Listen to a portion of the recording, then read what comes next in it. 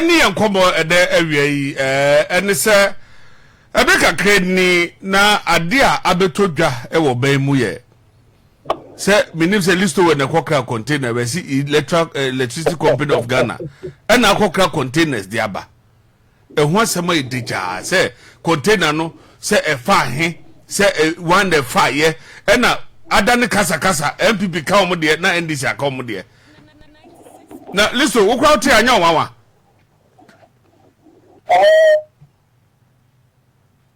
say container water dia the chief said NDC abayin don't pay any maybe who attention you shall say oh China but them you to man any can say what's the possible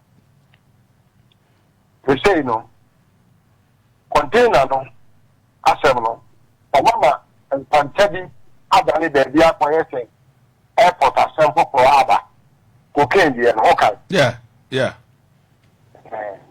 That's a container terminal and you're too huge to have it diverted by a certain very useless and ungodly fellow or say or your shop.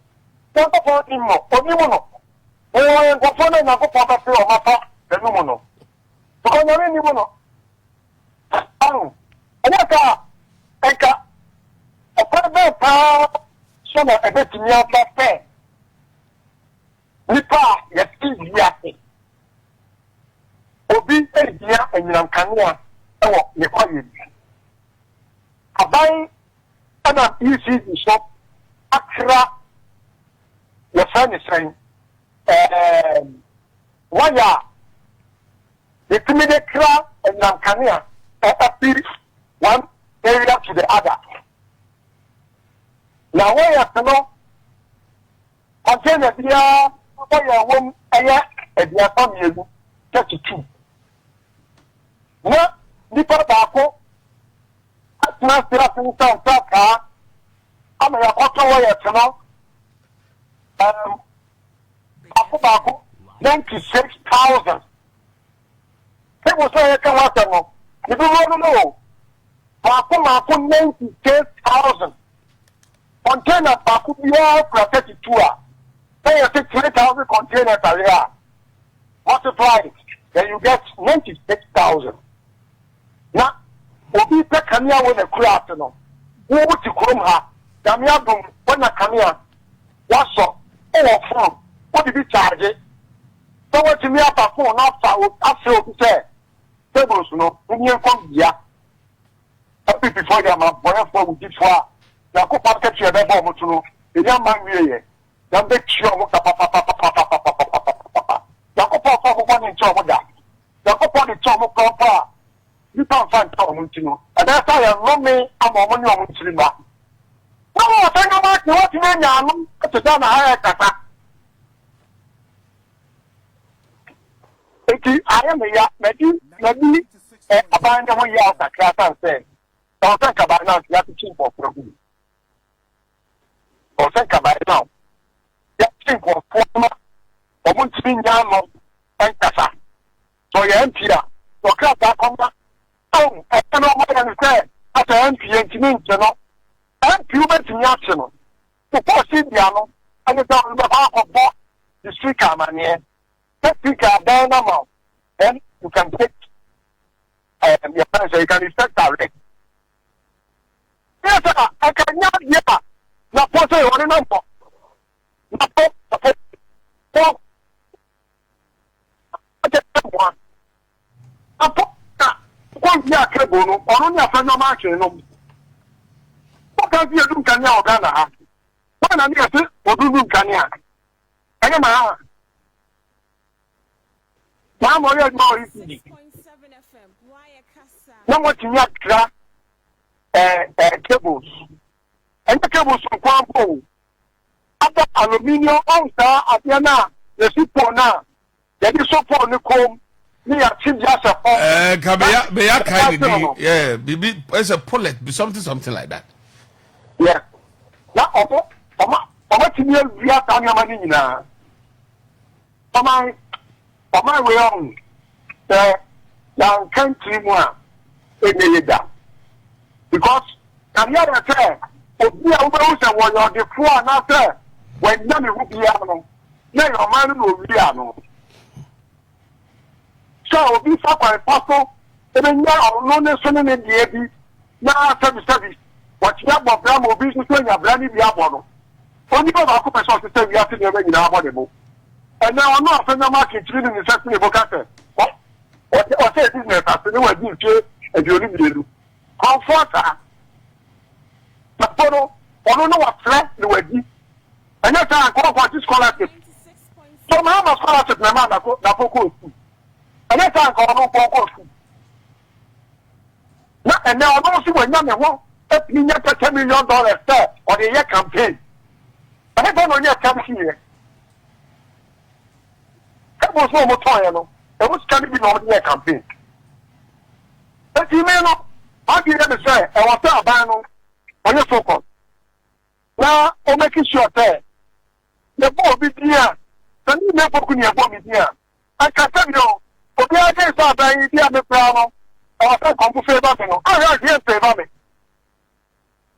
ẹ̀ sọ sẹ́mi ní ẹ̀bẹ̀ka ẹ̀nìfẹ̀nu ẹ̀ka bẹ̀bí eti yóò kọ̀kẹ́ wòye asẹ́mà ní wọ́n múná wúrú wòye akọ̀kẹ́ náà asẹ́mà ní wòye múná mẹ́sọ̀sọ̀ sẹ́bi pàpà wọ́n sọ̀rọ̀ no ẹ̀nyẹ́ sẹ́bi mẹ́nu wọ́n dé ntira ní wọ́n mi yíyẹ mu sẹ́ni ẹ̀bẹ̀ yẹ àdáàkye ntirima ẹ̀bẹ̀ yíyẹ bá bẹ̀ wọ́sẹ̀ ọ̀ ọ̀pẹ̀ níyì ọ̀yẹ̀ ẹ̀díẹ̀ mà sẹ́bi n'abúlé àbọ̀ sọ̀rọ̀ nípa ẹni ọ̀hún ẹ̀kyinẹ́ bí asẹ́m adíẹ̀ máa Mahama ti mi bá abẹ́ mu bíẹ́m ẹ̀yẹ ọ̀nù ankasa n'abakọ̀sẹ́m ẹ̀wọ̀ yẹn sísẹ́ ẹni ní ntòkìrì a ọ̀yẹ́ máa dáná fún ẹ̀yìn ẹ̀hún ní tó ń pàtó ẹ̀nà máa ọ̀rọ̀ Mahama dáná fún ọtọ́ máa dùgbùm a sẹ́bi ọ̀nù ankasa no ẹ̀yẹ́ sọ fẹ́ ànyá ni wọn wá ọ̀hún ẹ̀kí no ọ̀pọ̀lọpọ̀ deɛ wò bọ̀ a ẹ̀yẹ́ kwan ọ̀pọ̀lọpọ̀ deɛ wò bọ̀ a ẹ̀wọ̀ sẹ́ ọ̀pọ̀ ìdíyà no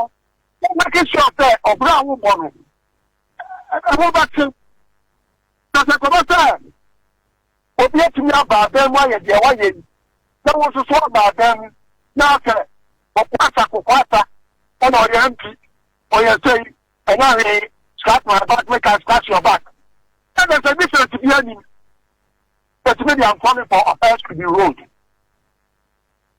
saa ɔsɛ party yɛate committee yɛyɛ sɛ no ɛho hia ɛno na aboa ma ɛkɔfo no atumi ayɛ dada ti attention na free container ne so a bɛtɛ wɔn de koke atɛm aba ne ɔfɛre na yɛ bɔ koke wɔ Ghana ha atiki the same name ɛna yɛ koke no koke MPP the same name no ɛna ne middle name ɛyɛ fraud MPP the middle name ɛyɛ fraud eti no I mean whoever want to think that the fucking cocaine assembly by the point for Mahama. Mahama on cheap cocaine, the open cocaine, the OTB that, I'm going to say Kufadu. Nonsense and the cheap cocaine, the city is 10 nipa dia, I'm not to miss time and I didn't move up. I'm going to say Kufadu. I'm almost about me, the fire cocaine is 10 nipa. Some of them, I won't be not in a fire to go. How many that's a ton of cocaine? Kufadu. Ẹ̀rọ náà àkúntà nínú ẹ̀ bọ́ǹkì àkúntà ní rẹ̀mọ̀ àbàǹfà. Òbí ẹ̀nì. Etí no, that cocaine divestment tactics náà, ọmọdé abá to cover up on container ní wọ́n tẹ̀ ẹ̀sẹ̀m nọ. Èmi kwan sẹ́ NDC àbáyé, ọ̀tún àwọn yà hwẹ̀ hàn. Àpẹẹrẹ kẹ́kẹ́ cocaine ọ̀nìnà ọ̀họ́ tó jà nù. Wọ́n sọ̀rọ̀ kàmú ẹ̀ ti fọ́kẹ́ wà, ẹ̀ tí ẹ̀ nyà nù. What? What's a research? Research, you know, every time rather year juniors. It's a what? Oh, I never have from you too. It's a Mahama or any. Oh, Mr. So, it's a about friend or friend. I'm a man with you. Oh, thank you, my Basana. High end. Don't say, Mahama on yet Papa ye and and you are never so a 9 no never so me answer yeah yeah the family public what me answer or buy our name will we what I said what me answer or buy if you are baby what you say ala way up yeah Oguso and Yama the church come on I extend a point the message change a point or quick ya oh that's all yet you get me but oh we are the 2 million miles out of Attorney General with the 2 million miles we are a plan say national security the miles we are financial intelligence unit the miles we are making sure that you man over your master view Ghana for who also from your money oh yeah yes sir I'd like to say you like trauma system and let's say I get you say that's no market Mapushia Remo that's the bomb yes sir now Ghana for Eddie Moyao it's almost set up no more focus you are that one and you market to us my papa you man and you market to us to solve the Yadidawa near the atoll, and I will yes to try. Yes, Nagana for the Nanguter, or Soban Paso. Huh? Because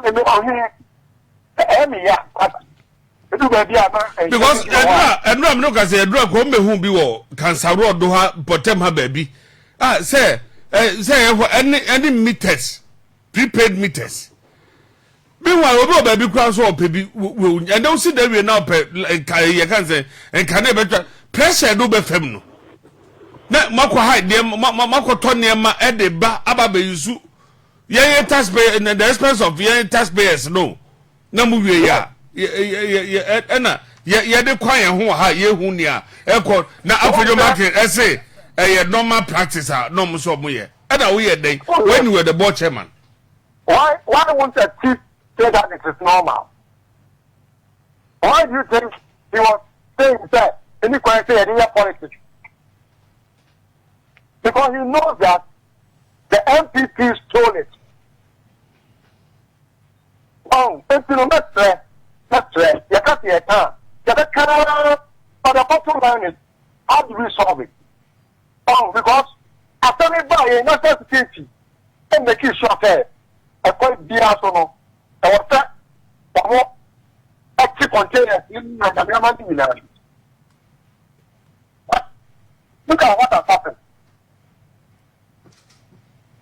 Oh, we are Mahama in the end. Nipa, oh, Patano, or no Catano, up down 4. And what going to say with the system? Oh, yes, sir. I know at that point. At that point. It is so. I want to set it up. Some way, I'm way to conform. So, women of the Korea, and other Bomia. Then will be our Korea body. That not continue. There will be our Korea cable. That will say, the Korea cable. And then the Mudia man and Korea cable. So, I know go get for remand. Come on, you. Everywhere we are, how much we do, how much our crowd. Come on, corner, and Papa boys, and yes, and some mamma. You know, that's the flower, one who's before. After that, only Papa said them. One Java. Now, I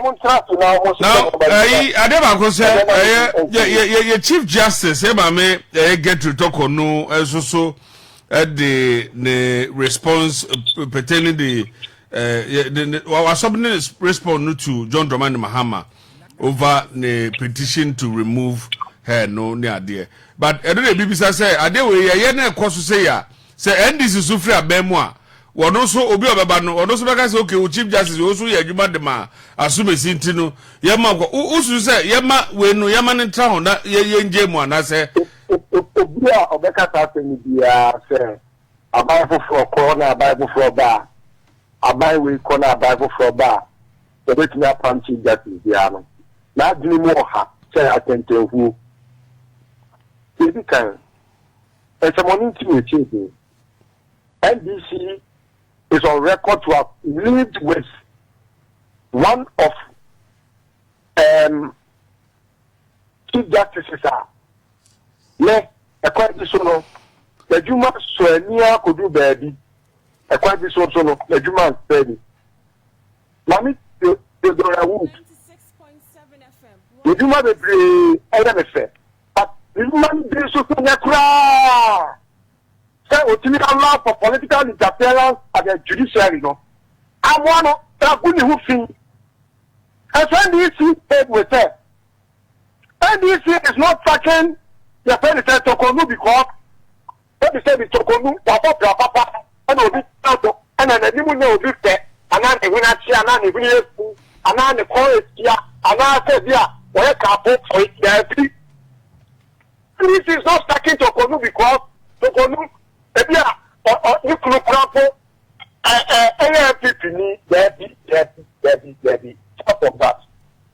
That means John Mahama.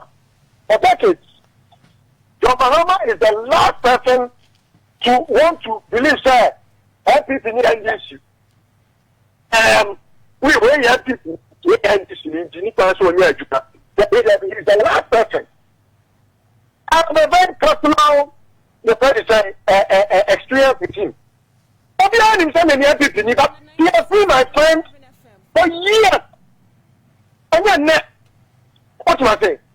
Look, John Mahama. So who said, all people are better, and it's very nationalistic, patriotic. Next time I saw the attorney general or the governor, the giant this need their command MPP. He doesn't care. He always says nation or Ghana first. He puts Ghana first. I don't think I appointment people are minister of the nothing. What is the Minako? There is a Mahama. When them to Adam Bonade, I'm just now so web. I'm when you know, now, when you don't have my yard game, for our crime and then yard game, when you not get that. It's Adam Bonade, Papa, also the two concerns them. When you not get that. That's also largely, you know. So Mahama can tell me why. Maybe I may not be convinced, but it will not take his right as president from him. What's nothing. So I'm trying to expand an argument, say, Mami Tokoduno, and the charges, make petition in the movie. But we can never know Tokonu, it's more than Obida, one more than mine, or a dictator. And dictators are not needed in a democracy. Mami Tokonu, Onye Obia, or the democracy, Onye Obia, or the justice system, those are the issues.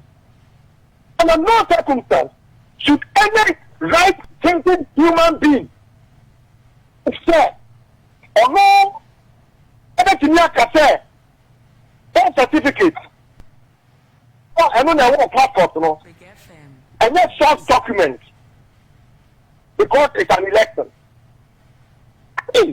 I mean, how useless can any human being be? Sir, why is not court? Why am I them? And I will say, it's not good watching. What's your new deal? One of them. Not walk at that. So they're not the title. If you listen to that, you could know that it's a very useless process. Useless. Incompetent. Send apologies. So, why won't I call for her head? Useless. Look, democracy are for who have a say, at least. To explain that she was even becoming like, already Okata will be uncapable. What such stupidity is this? Who is she? Just because you have taken the role as a chief justice, you are trying to mean that you are more human than me, human than me. So here, it's her cup that has become full. Her cup is full. And there's nothing she can do. Nothing. Nothing. The more reason why I think we shouldn't politicize it. Yes, to them that want to politicize it, I mean, it's their own cup of tea. I don't want to think for somebody. And yes, I think I go for me to go to so I will be conscious. And now I'm anything me conscious. But I think we are supposed to be a more detailed FPP. I also need answer to be a for me promise me need answer no. It is not a FPP. The PAA FPP need be a answer. You know, how do you say? So I'm going to say, and the partisan game, and I want to say, they should play it. I don't care whose ass is God. In the end, Tokonuno, focus on everything. Not ending the first one about them, no, must say, Tokonuno, or when you don't say everything about them, now they think that is a day in a dino, you end this for the you know, who way in a dia. Yeah. How the first of the banner? I mean, here, we are never in it. Look at the future, yeah. The future could be tens of millions of years. Future can be tomorrow. It could be any time. It could be into a certain foreseeable future. But the corner of the first of the banner. Don't get the other top. Now, the candle over to know. I don't know here. But to me, the amount here, say, you should rather sit down and approach this in a very nice manner. And go back there, or tidy, and not to be a Mahama the Tano. So Mahama is not a petitioner, it's a Mahama the petitioner. 96.7 FM. And I say, Tokonu, then you catch him and say, Onye, and Bra, your parents say, on your judgment, sir, a more ha, a junior more ha. Then you can't on it. I know yet, your friend is saying, MPP women organizer, you man. I don't know what you're about the process, but you can organize. I know no crap.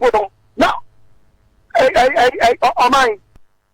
Join an MPP women organizer. Kejimfua. Who would it?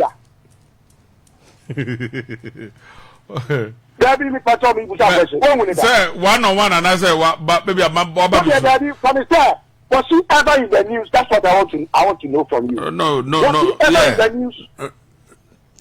No, really. Can you tell me her contribution to MPP's campaign? So if you are too partisan, achieve that, and you cannot use your gumption, or to use your gumption. No one allows for political expediency to destroy your image and your caliber.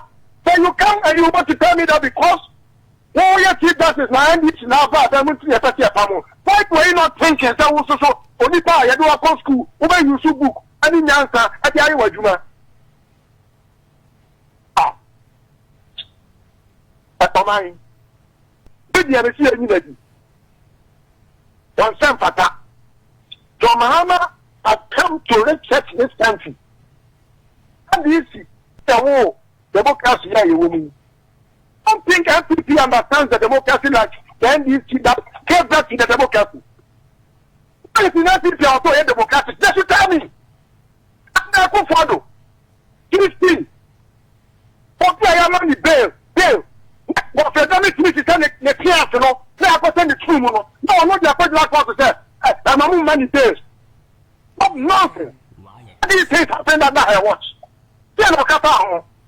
They go your pocket. When your money bail, no. They not been giving bail. You was in court yesterday. Your money bail, do I damn it? So if you twist the law to cover a person who sits somewhere calling himself, always from above, what can he say? Order from above.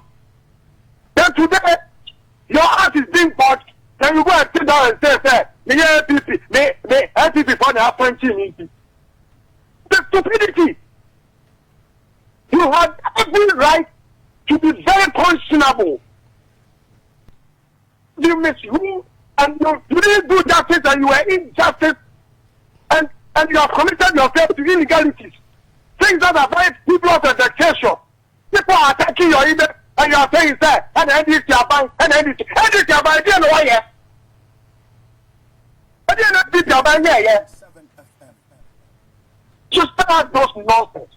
It doesn't make anything progress. We are the very progressive being. So that if I'm wrong, tell me. It was better to apologize. And said, okay, because your Mahama has said reset, I now have reset my behavior from the very intolerable behavior to a very tolerable behavior. But to make it look this frivolous and vexatious to the point that you want to mean that because you have been appointed by an NPP regime, which you know, you idea, and the NDC, so almost people are appointed, no. No, people are NDC, they are appointed, no. And that's useless. I'm telling you, I know the judgments of Mahama.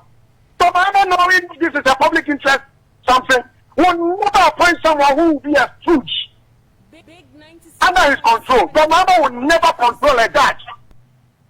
Then I'm giving an example. There came a time, Mahama was president. His men were at work. When they were at work, Sabi, I'm not, but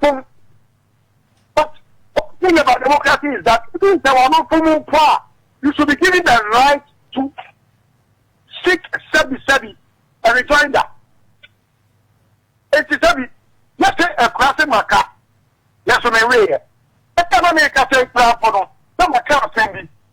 What it has come to my notice said, in the course of your action, you did mention ABC. Maybe I know correct. Oh, sir. Oh, wait there. The pastor, I request and apologize. The pastor, anything. But guys were on TV Gold and on Radio Gold. And on can't send me. It wasn't pleasant. They have always said, I would not have said it in that manner. It was not illegal for anyone to criticize the Supreme Court. Judgment. I would have challenged it any day, any time, because the judgment they gave was a crucifixion of democracy, because they served democracy on the altar of stupidity.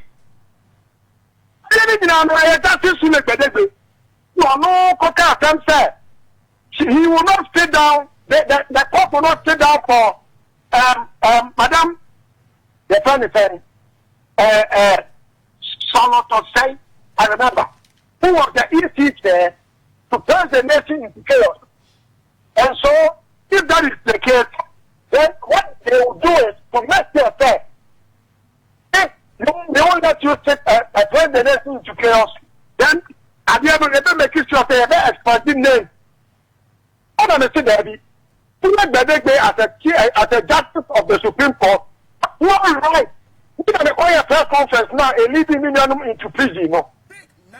The judges have no right whatsoever to utter those useless words. I didn't mind my language because he has not minded his language. And nobody is above the law. It doesn't matter who you are. It's about the law. Not even the president is above the law. You have privileges, but you are not above the law. Then after a press conference, I'm going to discuss them. Now, Omano, I thought it can come. Fine, may come in Canada, but most of them was wrong. Because you have tricked your own conscience. And so you are subjected to public scrutiny. I'm going to amongst them. For some of the president, they don't know put behind the bars. Then we they not go to prison. So Mahama is very fair when it comes to say, Mahama will let me go. He will watch and let me go. There's the law. He can't say, there is no one in this country. But yet, like a brother who is a friend to Check. But he told him, said, Abula, Ghana is not my private entity. I am just watching over for the entire population of this country. I can afford to misappropriate funds